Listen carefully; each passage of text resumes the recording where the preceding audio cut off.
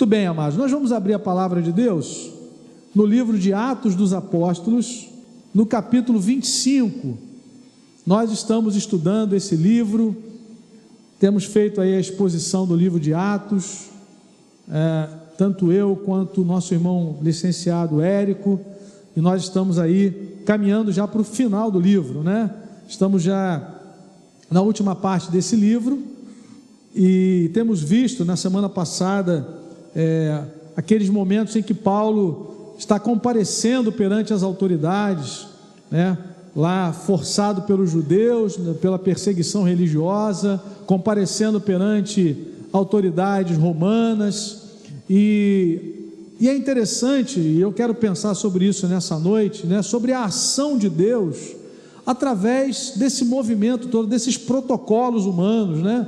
A gente vê Paulo numa audiência, depois ele volta e vai para uma outra audiência, e tem prazos, e tem reuniões, e tem autoridades, e tem uma série de protocolos, e é interessante nós percebemos que Deus age através desses expedientes humanos, às vezes permitindo a vaidade das autoridades, né?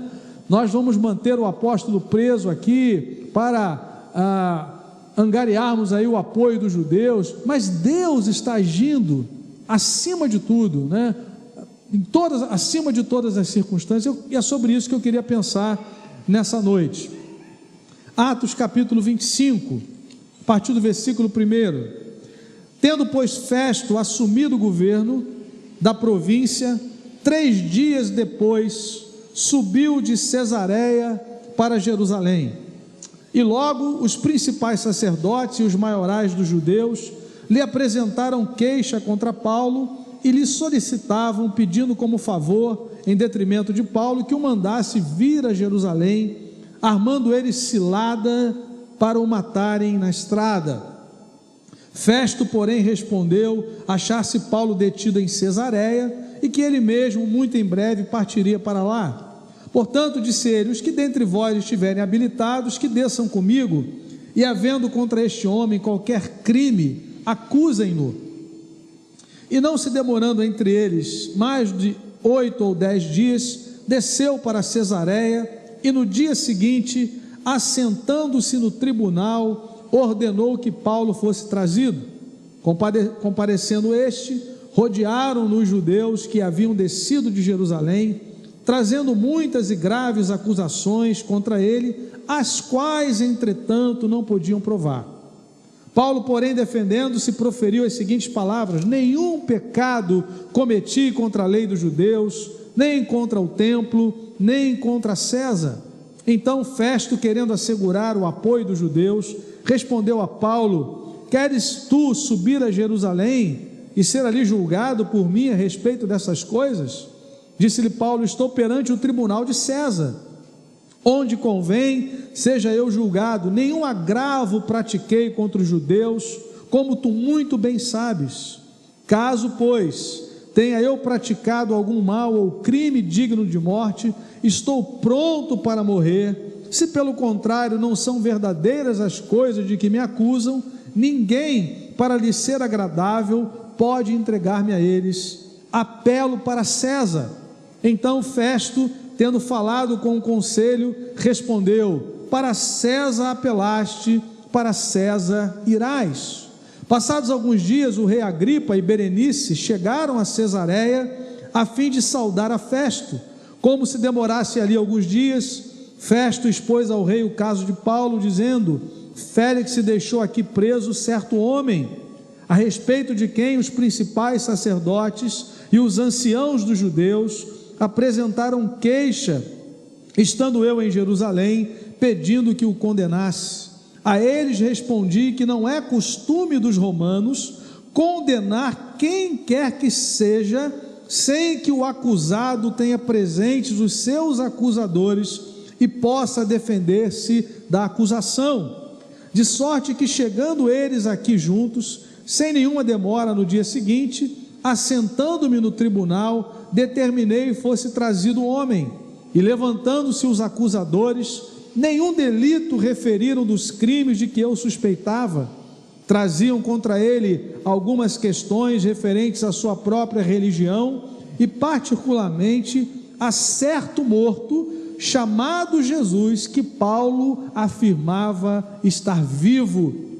Estando eu perplexo quanto ao modo de investigar estas coisas, perguntei-lhe se queria ir a Jerusalém para ser ali julgado a respeito disso. Mas havendo Paulo apelado para que ficasse em custódia para o julgamento de César, ordenei que o acusado continuasse detido até que eu enviasse a César. Então Agripa disse a Festo: eu também gostaria de ouvir este homem. Amanhã, respondeu ele, o ouvirás. De fato, no dia seguinte, vindo Agripa e Berenice com grande pompa, tendo eles entrado na audiência juntamente com oficiais superiores e homens eminentes da cidade, Paulo foi trazido por ordem de Festo. Então disse Festo: Rei Agripa e todos vós que estáis presentes conosco, vedes este homem, por causa de quem toda a multidão dos judeus recorreu a mim, tanto em Jerusalém como aqui, clamando que não convinha que ele vivesse mais. Porém, eu achei que ele nada praticara passível de morte. Entretanto, tendo ele apelado para o imperador, resolvi mandá-lo ao imperador. Contudo, a respeito dele, nada tenho de positivo que escreva ao soberano. Por isso, eu o trouxe à vossa presença, e mormente a tua, ó rei Agripa, para que, feita a arguição, tenha eu alguma coisa que escrever. Porque não me parece razoável remeter um preso sem mencionar, ao mesmo tempo, as acusações que militam contra ele. Que o Senhor nos abençoe com a leitura da sua palavra.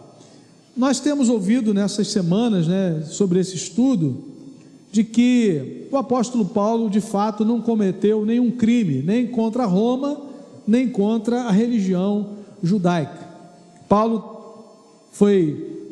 manteve-se fiel ao evangelho de Jesus, fiel à pregação do evangelho, e é interessante que ele foi chamado para testemunhar o seu povo, mas também foi chamado para testemunhar os gentios. O apóstolo Paulo é chamado o apóstolo dos gentios. Em determinado momento, quando ele relatou isso, numa das suas defesas, ele foi ainda mais criticado, ainda mais odiado por conta disso, por causa do preconceito que os judeus tinham contra os gentios. E o que nós estamos vendo aqui, sobretudo no final do capítulo 24 e o início do capítulo 25, são esses protocolos aqui de audiências, de autoridades, de uma autoridade transfere o apóstolo para outra autoridade. E eu quero então pensar nessa noite sobre essa ação de Deus através desses protocolos humanos. Às vezes nós achamos aqui, parece que é uma coisa pesada, faz uma audiência, daqui a pouco Paulo é remetido para uma outra autoridade, depois uma outra autoridade assume o poder, e aí ouve falar do apóstolo e convidam e convocam para se defender, porque os judeus continuavam acusando. Mas eu quero chamar a sua atenção para essa ação de Deus através desses protocolos humanos, ok? Percebam que no final do capítulo 24, de 24 até o 26, nós vemos aqui as razões egoístas de Félix para manter Paulo como prisioneiro. Atos 24, nós vimos semana passada, a partir do versículo 24 até o 26, nós percebemos aí que Félix, por egoísmo, mantém o apóstolo preso. Passados alguns dias, Atos 24, vindo Félix com Drusila, sua mulher, que era judia, mandou chamar Paulo e passou a ouvi-lo. Então, é interessante que, mesmo com egoísmo, mesmo com essas autoridades querendo atrair a atenção dos judeus, o apoio dos judeus, Deus está agindo através dessas circunstâncias. Veja o resultado disso. O texto diz no verso 24, que Félix, com Drusila, sua mulher, que era judia, mandou chamar Paulo e passou a ouvi-lo a respeito da fé em Cristo Jesus.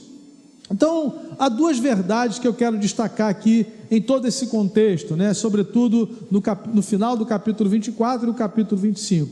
O primeiro destaque que eu queria fazer é exatamente esse: Deus agiu através desses protocolos humanos. Nós vimos aí que Félix, né, estava motivado por uma conveniência política. Atos 24, versículo 27, 2 anos mais tarde, Félix teve por sucessor Festo, e querendo Félix assegurar o apoio dos judeus, manteve Paulo encarcerado.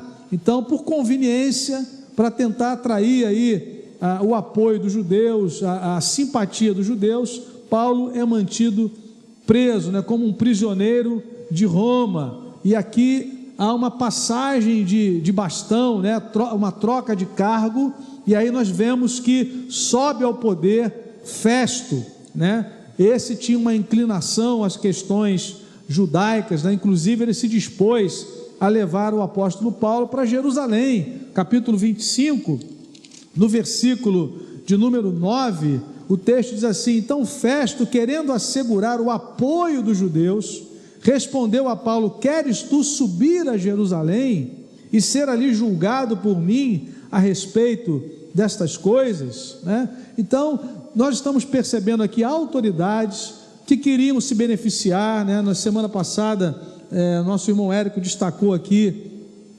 autoridades querendo dinheiro, né, para poder soltar o apóstolo Paulo, lá Atos 24, versículo 26, né, esperando também ao mesmo tempo que Paulo lhe desse dinheiro, né? Félix aí amedrontado com o testemunho de Paulo. Agora a gente vê Festo subindo ao poder, querendo agradar os judeus, mantendo o apóstolo Paulo como um prisioneiro de Roma. Agora ele quer levar o apóstolo de volta a Jerusalém, né? Mas Paulo é firme, né, dizendo: não, eu quero comparecer ao tribunal de César. Versículo 10, né, Atos 25, 10, disse-lhe Paulo: estou perante o tribunal de César, onde convém seja eu julgado, né? Então nós percebemos aí essa ação de Deus através desses protocolos humanos, dessas autoridades.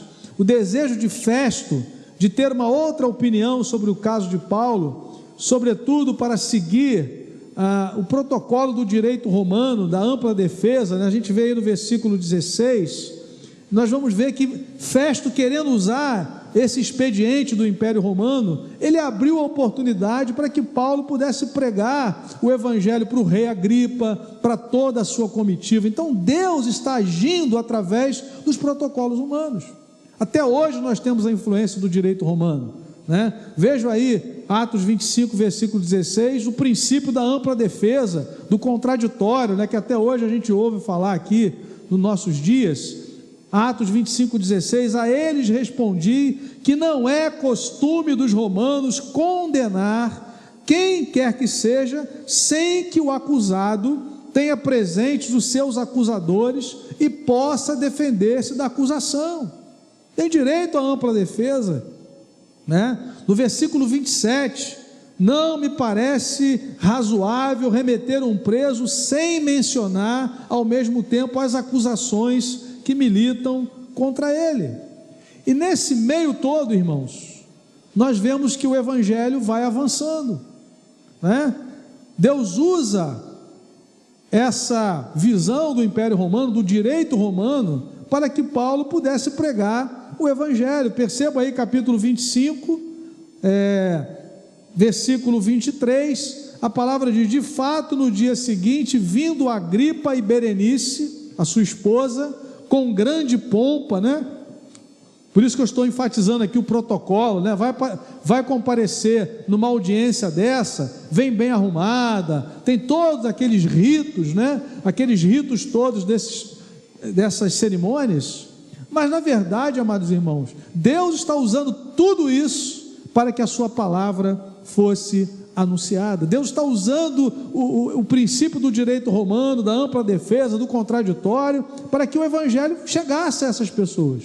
E aí no verso 23, de fato no dia seguinte, vindo Agripa e Berenice com grande pompa, tendo eles entrado na audiência, veja os protocolos, juntamente com oficiais superiores e homens da cidade, homens eminentes da cidade, Paulo foi trazido por ordem de Festo, e Paulo então dá testemunho da fé em Jesus Cristo. Então, amados irmãos, Deus, Ele é soberano. Deus está cumprindo os seus propósitos, usando as circunstâncias, usando toda a conjuntura do poder romano, toda a conjuntura da perseguição dos judeus, para que o evangelho pudesse chegar a essas pessoas. Os irmãos se lembram que quando Deus resgatou a vida de Saulo de Tarso, depois transformado no apóstolo Paulo, Ele usou um homem, um discípulo chamado Ananias, para dizer a Paulo que ele daria testemunho do evangelho, falaria de Cristo às autoridades, tanto do povo de Israel, quanto de outras autoridades, de outras nações. Vejam aí Atos capítulo 9, é o texto em que nós encontramos o relato da conversão de Saulo. Atos 9, capítulo 9, versículos 15 e 16, já é o momento em que o Senhor envia Ananias para se encontrar com Saulo, já quebrantado diante da glória de Deus. E aí o Senhor diz a ele, versículo 15, quando Ananias questiona que Saulo era perseguidor, se era esse homem mesmo, Jesus diz, vai lá, mas o Senhor lhe disse, verso 15, vai, porque este é para mim um instrumento escolhido para levar o meu nome, percebam, perante os gentios e reis, bem como perante os filhos de Israel, pois eu lhe mostrarei quanto lhe importa sofrer pelo meu nome. Como é que Deus está agindo na vida de Paulo? Através dessas audiências, através desses protocolos, seja do Sinédrio judaico, seja do Império Romano, as comitivas aí de autoridades, as reuniões, as audiências públicas. Deus fala, Deus age através das circunstâncias humanas. Então esse é o primeiro destaque que eu quero fazer aqui nesse texto. Deus está sendo glorificado através das circunstâncias. É interessante quando Paulo escreve aos Filipenses e ele olha para as suas cadeias e ao invés de Paulo ficar lamentando, ele está glorificando a Deus. Ele está dizendo, irmãos, Deus tem usado as minhas cadeias para que a sua palavra pudesse chegar à guarda pretoriana, E ele diz, olha, os irmãos, quando olham para a minha condição aqui, presos e eles em liberdade, têm sido mais encorajados a pregar o evangelho. Muitas pessoas estão se comprometendo ainda mais com o Senhor. E Paulo termina a carta saudando os da casa de César, dizendo, os da casa de César vos saúdam. Quem são os da casa de César? Do Império Romano, que ouviram a pregação do Evangelho através dessas circunstâncias todas.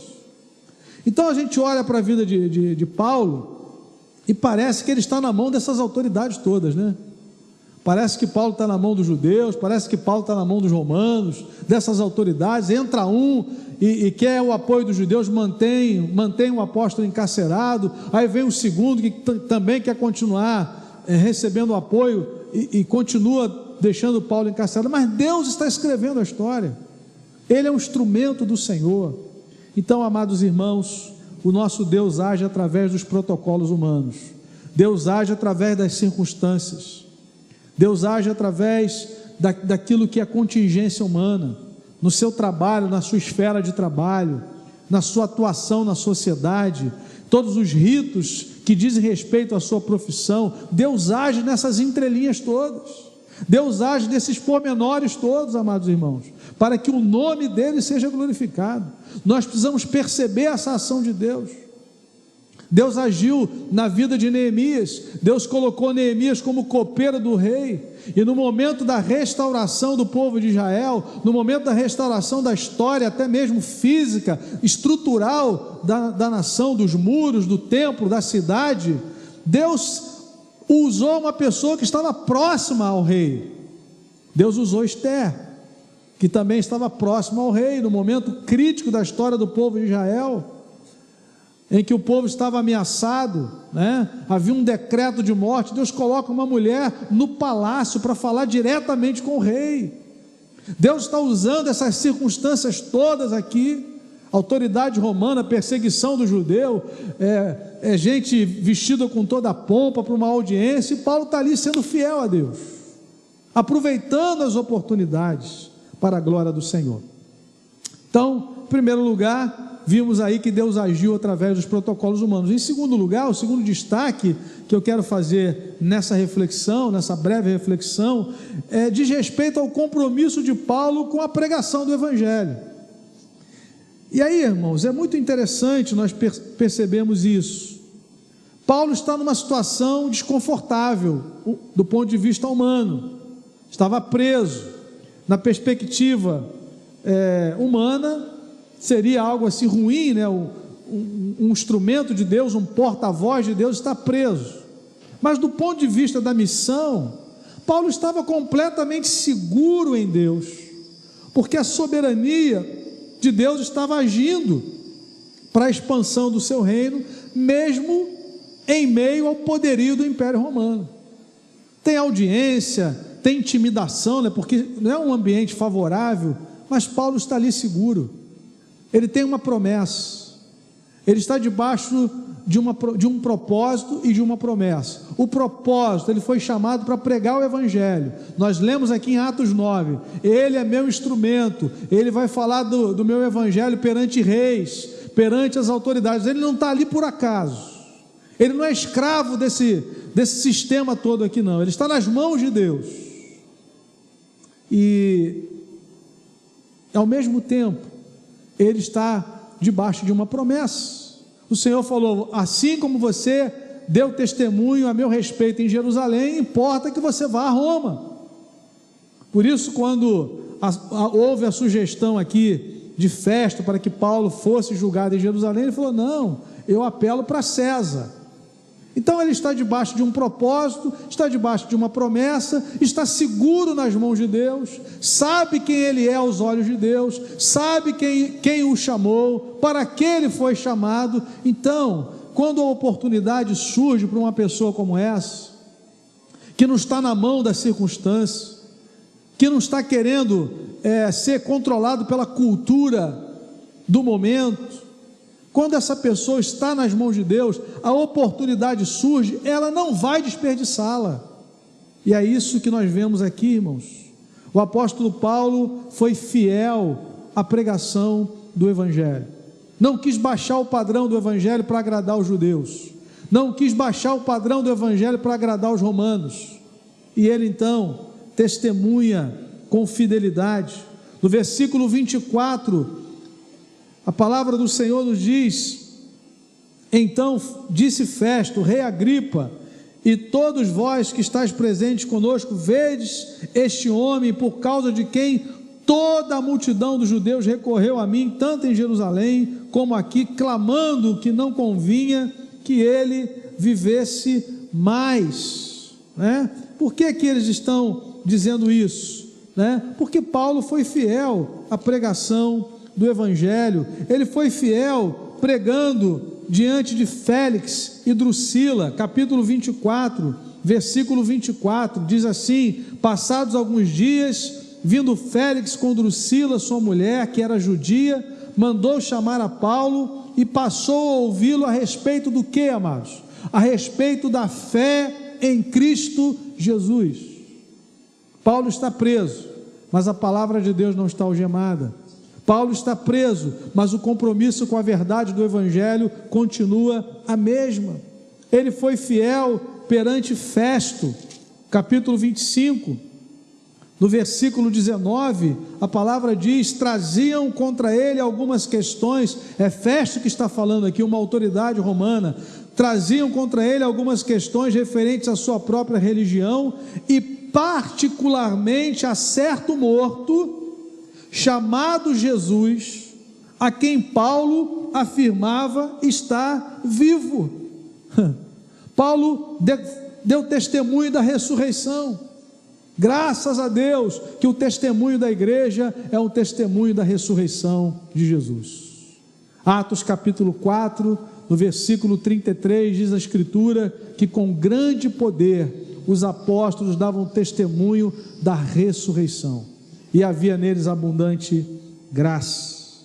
Quando Paulo testemunhou perante o rei Agripa, no capítulo 26, a partir do versículo 19, ele mantém a sua fidelidade. Ele está numa situação desconfortável do ponto de vista humano, está preso, mas do ponto de vista da missão divina dada pelo Senhor, ele está seguro, por isso ele é fiel à pregação do Evangelho. Atos 26, a partir do verso 19: pelo que, ó rei Agripa, não fui desobediente à visão celestial, mas anunciei primeiramente aos de Damasco e em Jerusalém, por toda a região da Judéia e aos gentios, que se arrependessem e se convertessem a Deus, praticando obras dignas de arrependimento.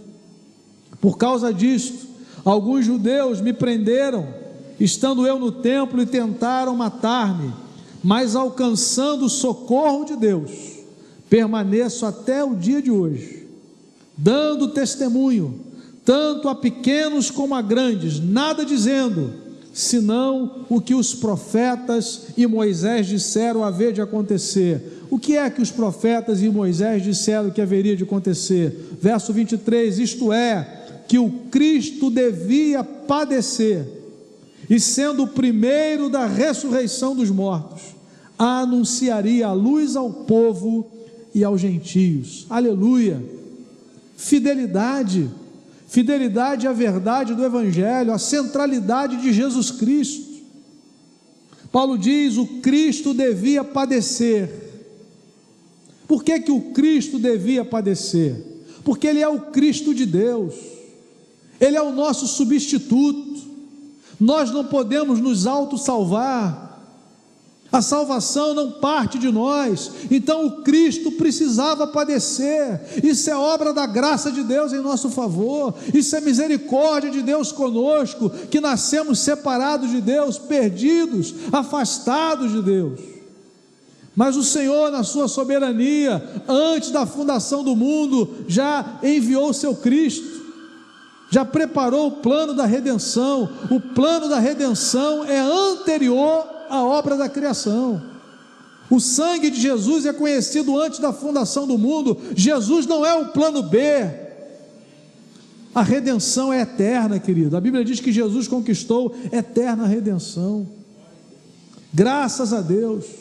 O apóstolo Paulo está ali diante de perseguidores judeus, diante de autoridades romanas, mas ele não muda a mensagem, ele não negocia a verdade do Evangelho, cuja centralidade está na pessoa e na obra de Jesus.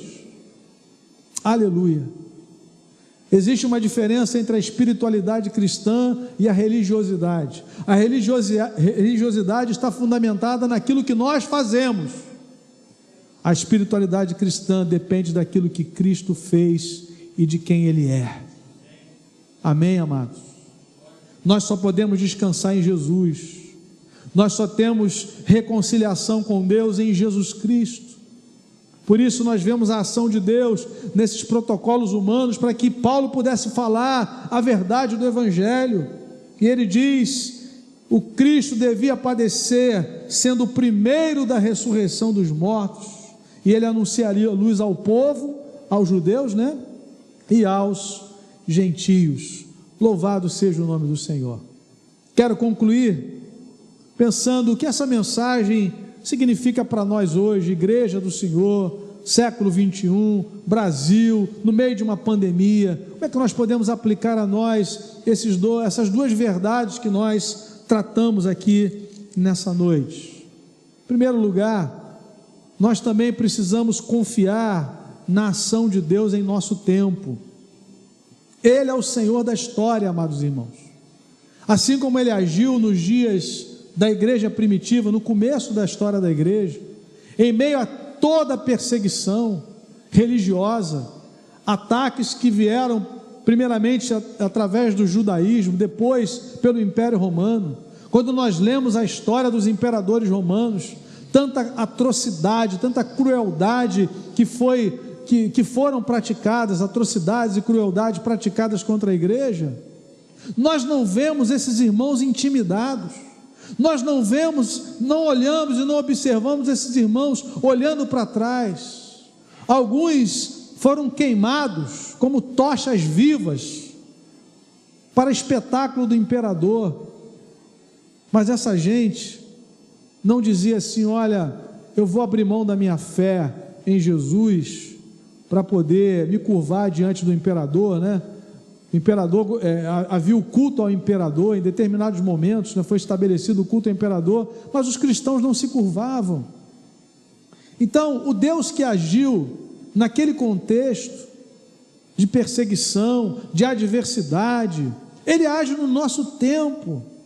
Ele usou esses protocolos aqui do Império Romano, essas reuniões, seja do Sinédrio Judaico, seja do Império Romano, audiências públicas, vem autoridade, troca de autoridade, aí vem a questão do direito romano, da ampla defesa, do contraditório. Deus está usando tudo isso, usou todas essas circunstâncias para que a palavra fosse pregada. A guarda pretoriana se converte, muitos na casa de César se convertem, gente convertida ao Senhor.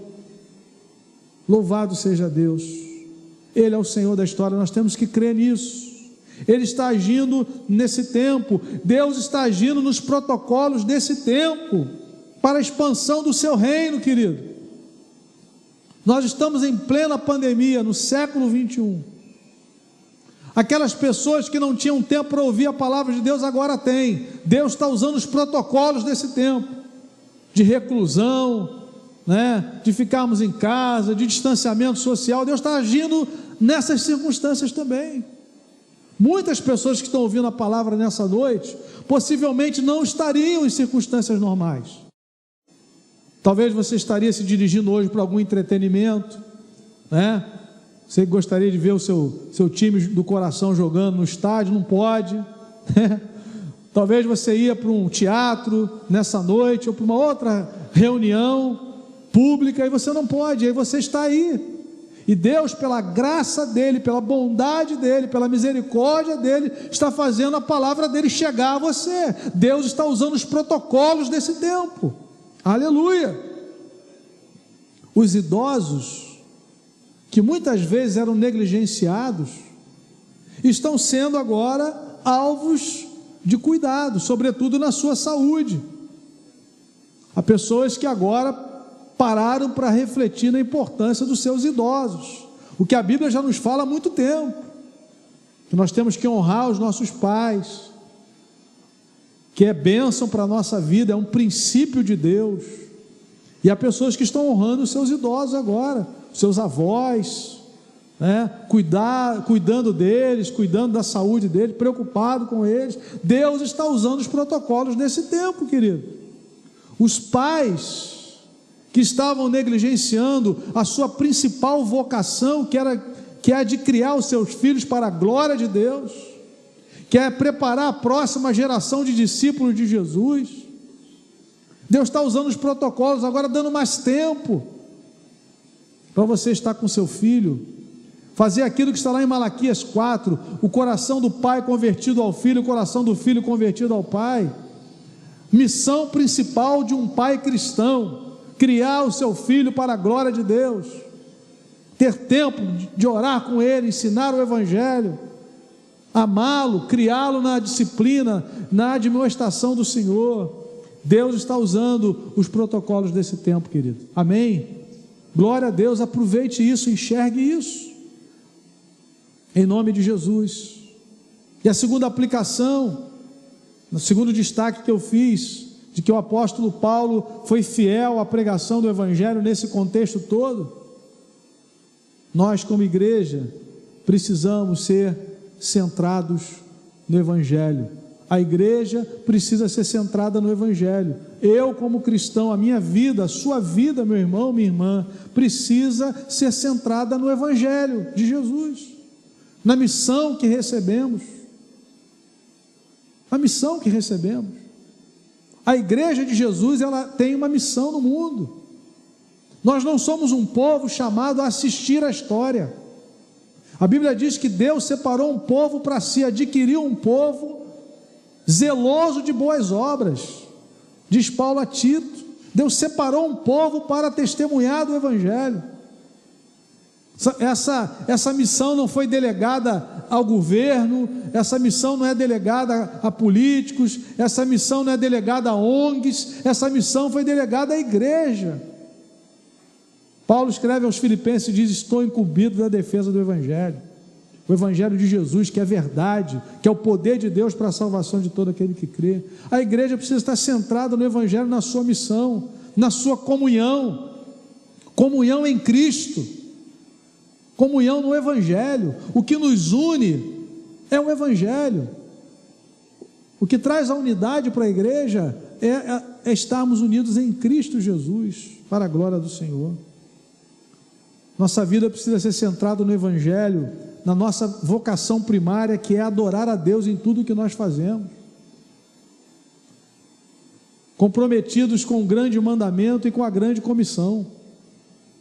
Quantas vezes, amados irmãos, naquela loucura, naquela vida desenfreada de falta de tempo, muitas vezes nós sequer consideramos a missão de Deus, que fomos chamados para priorizar a grande comissão, discipular pessoas, cuidar de gente, e nós precisamos ser fiéis ao Evangelho, e a igreja precisa ser centrada no Evangelho, na integridade da sua pregação, do seu ensino. O Evangelho é cristocêntrico, não é antropocêntrico. O centro do Evangelho é Jesus, o poder de Jesus sobre o pecado, o poder de Jesus sobre a morte. Lucas capítulo 24, eu quero encerrar lendo esse texto. Lucas 24, a conversa de Jesus com os discípulos de Emaús. Lucas 24, de 25 a 27. Eu gosto desse texto. Eles estão na presença de Jesus e não reconheceram. E aí Jesus traz a memória daqueles dois discípulos e a nossa memória, que a Escritura é cristocêntrica. Há uma história, a grande história da redenção sendo escrita no mundo, e Jesus é o centro do universo, e Jesus é o centro do Evangelho, Jesus é o centro da Escritura. Lucas 24, de 25 a 27, então lhes disse Jesus: honestos e tardos de coração, como vocês demoram a crer, é isso que ele está dizendo, tardos de coração para crer tudo o que os profetas disseram. Veja a pergunta de Jesus, no verso 26, porventura não convinha que o Cristo padecesse e entrasse na sua glória? E começando por Moisés, percebam, começando por Moisés, discorrendo por todos os profetas, expunha-lhes o que a seu respeito constava em todas as Escrituras. Tudo aponta para Cristo. O Evangelho é cristocêntrico. Talvez você, em pleno século 21, seja tentado a achar que você dá conta da sua vida, que você resolve as questões espirituais da sua vida sozinho, que você mesmo pode conquistar a eternidade sozinho. Mas se você lê a Bíblia, se você crê que a Bíblia é a palavra de Deus, a Bíblia diz que só existe um meio de salvação, é pela graça mediante a fé em Jesus Cristo. Não há outro meio, não de obras para que ninguém se glorie diante do Senhor. Nós não temos do que nos gloriar diante de Deus. Por isso Paulo diz: se eu tenho de me gloriar, eu me glorio na cruz de Jesus Cristo, onde o mundo foi crucificado para mim e eu para o mundo. Ou seja, Paulo está dizendo: não há recurso humano, seja através da obediência à lei, seja através de prática de boas obras, seja em que nível for, eu não consigo mudar a minha condição de pecador. Eu só posso receber o perdão de Deus através do que Cristo fez em meu lugar. E é por causa disso que nós estamos lendo aqui no livro de Atos, que Paulo está preso, porque ele não abriu mão dessa verdade, porque ele não abriu mão da centralidade de Jesus Cristo. Ele, escrevendo aos Coríntios, ele diz: olha, irmãos, primeiramente vos entreguei o que eu recebi. Cristo morreu pelos nossos pecados, segundo as Escrituras, foi sepultado e ressuscitou ao terceiro dia, segundo as Escrituras. É o coração do Evangelho. Cristo é o centro do Evangelho, e ele precisa ser o centro das nossas vidas, em nome de Jesus. O Evangelho exalta a Deus e abate o coração orgulhoso do homem. Uma vez eu li um artigo de um religioso aqui no Rio de Janeiro, que escrevia num jornal aí de grande circulação, ele dizendo que a tese dos evangélicos é muito fácil, né? Quando ele é de uma outra religião, né? Ele cria na reencarnação e outras realidades espirituais. Ele dizia: olha, a tese dos evangelhos é muito fácil, eles pecam e colocam tudo na conta de Jesus, dizem que Jesus levou sobre si os pecados deles. Eu quero dizer para você que é justamente o contrário. É muito mais difícil você ser quebrantado diante da glória de Deus, ser confrontado com a cruz de Jesus, com a obra que ele realizou, e você chegar à conclusão, não por você, mas pela obra do Espírito Santo, que você não dá conta sozinho, que nós não conseguimos nos auto-salvar. Como nós gostaríamos de estar no centro, né? Como o nosso coração tenta estabelecer que nós devemos ser o protagonista de tudo, mas naquele céu santo só entra quem nascer de novo. Naquele céu santo onde está o Deus eterno todo-poderoso, só entra quem foi lavado e remido no sangue de Jesus. Não há salvação em nenhum outro. Por isso Paulo estava preso, e por isso a igreja que quer ser fiel a Jesus nesses dias, e nós caminhamos para esses dias, vai sofrer perseguição. Nós estamos caminhando para esse tempo, já estamos vivendo um pouco disso no nosso país. Aquele que fala a mensagem do Evangelho com integridade começa a ser atacado, mas isso é bênção, meu irmão. Louvado seja Deus. O nosso irmão Paulo César do Logos falou que esses dias ele tem uma canção lindíssima. O tema da canção é o Evangelho. Ele falou que ele é muito questionado quando ele canta essa música. Há rádios aí até chamadas evangélicas que não tocam essa música, porque nessa canção Evangelho ele exalta Cristo, a obra de Cristo, e nos mostra que nós não conseguimos resolver a nossa questão sozinhos. A palavra de Deus é assim, e que nós como igreja possamos, irmãos, a partir daquilo que meditamos nessa noite, crer, confiar na sabedoria e na soberania de Deus agindo na história, nesses protocolos humanos que nós estamos vivendo. Em segundo lugar, sermos fiéis ao Evangelho do Senhor Jesus. Que o Senhor nos abençoe em nome de Jesus, amém? Vamos orar?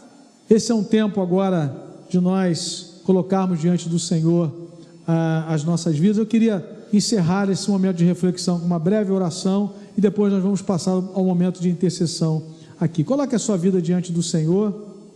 Eu queria que você olhasse para esse tempo agora e enxergasse Deus agindo através dos protocolos humanos, através dessa contingência que estamos vivendo, dessas circunstâncias todas.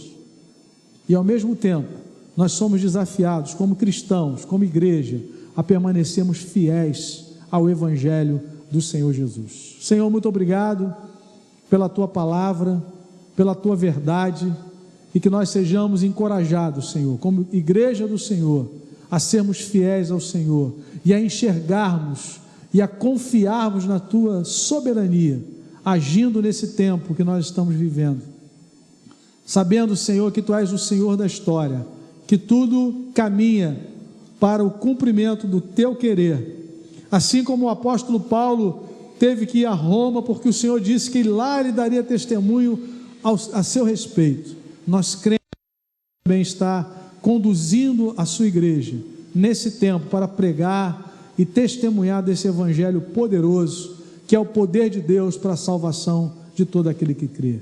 Que a bênção do Senhor continue sobre nós, em nome de Jesus. Amém e amém.